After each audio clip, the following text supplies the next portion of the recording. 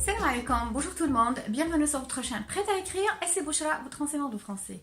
Alors dans le cours d'aujourd'hui, nous allons voir le texte narratif avec des conseils méthodiques de l'écrire, c'est-à-dire la méthode de l'écrire. Bien sûr, comme d'habitude, vous allez voir un modèle d'écriture. Donc, quand je parle du texte narratif, ici, je parle de l'histoire qui est réelle ou qui peut être réelle. Cela veut dire loin du conte merveilleux. Alors, comme vous voyez, c'est peut-être un cours qui vise les collégiens, mais surtout qui répond aux besoins des élèves de la 3e année du collège. Alors, merci de suivre avec moi. Alors, quand on dit le texte narratif, c'est obligatoirement narré, c'est-à-dire raconter. Et souvent, dans des productions écrites, vous êtes invité, vous êtes appelé à rédiger des histoires qui sont vécues ou qui peuvent être vécues. C'est-à-dire que vous aurez peut-être l'occasion de vivre un jour avec des sujets peut-être comme tu as été témoin d'une agression et tu dois raconter le déroulement, ou même tu as aidé quelqu'un dans une difficulté un jour et tu dois raconter ce qui s'est passé. Donc généralement, les situations sont diverses.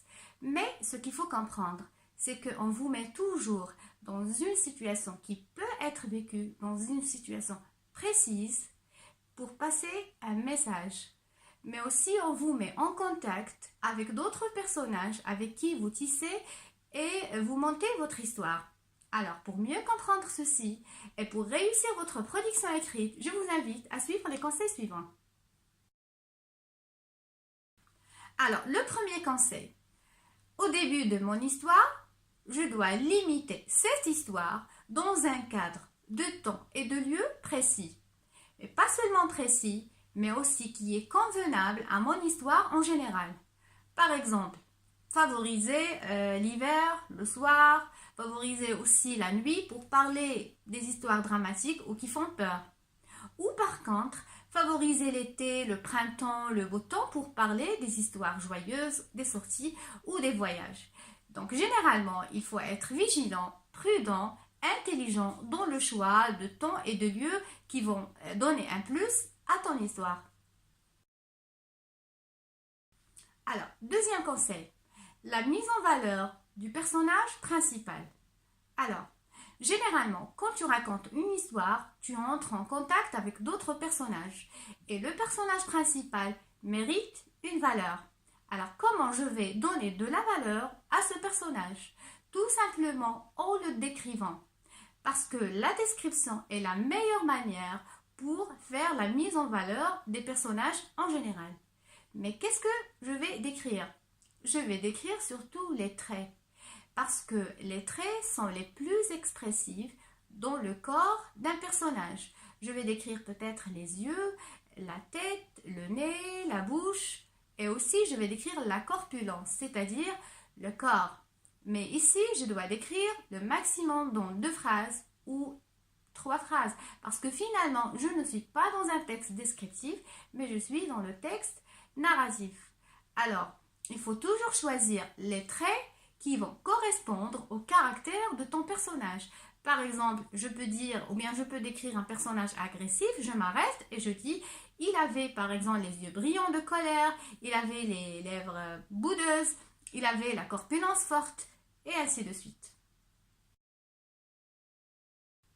Après, parler de tes sentiments et de tes réactions.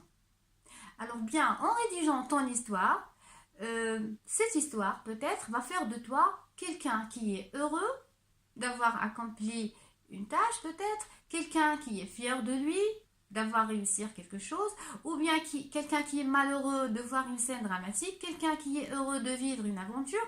Donc les sentiments sont différents.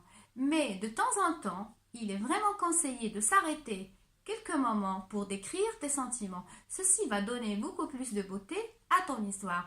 Et bien sûr, tu vas montrer comment tu réagis face à quelques situations.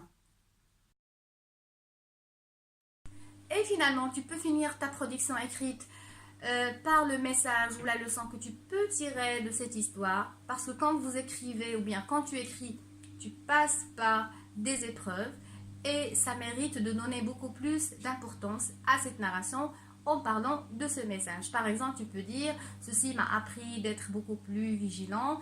Ceci m'a appris de ne pas juger les autres rapidement, etc. » Donc, selon la situation.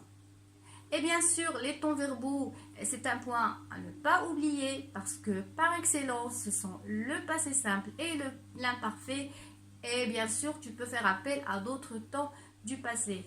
On peut revenir sur cette leçon dans une vidéo prochainement, Inch'Allah. Et puis la ponctuation, c'est un point qui est très très important. Ça donne beaucoup plus d'importance aussi et ça rend ton texte facile à comprendre. Donc ceci est très important. Ce sont des conseils théoriques. Passons à la pratique avec une production écrite. Alors, le sujet à développer dans cette production écrite est « Il t'est arrivé d'aider quelqu'un en difficulté, raconte le déroulement de cette histoire et décrit tes sentiments. » C'était un soir de décembre quand je revenais du club de sport. Le temps était pluvieux et glacial. Les rues se vidaient peu à peu, les passants se précipitaient pour entrer et les marchands s'apprêtaient à fermer. À mon tour, j'accélérais mes pas, les mains dans les poches et la tête couverte sous mon capuchon de peur d'être mouillé. Un moment, je vis un vieillard charger difficilement sa marchandise sur sa vieille charrette. Il avait le visage ridé et fatigué, les yeux cernés et la corpulence faible. Je m'approchai de lui, je me mis à l'aider et installer rapidement toutes ses affaires sur sa charrette délabrée. Un grand sourire se dessina sur ses lèvres. Puis, avant de partir, ses mains tapèrent mes épaules pour me remercier. Quant à moi, je continuai mon chemin fier de ce petit geste, mais mécontent de la situation malheureuse de quelques personnes âgées qui ne sont pas soutenues. Mais après tout, l'argent n'est pas toujours le seul moyen pour soutenir quelqu'un.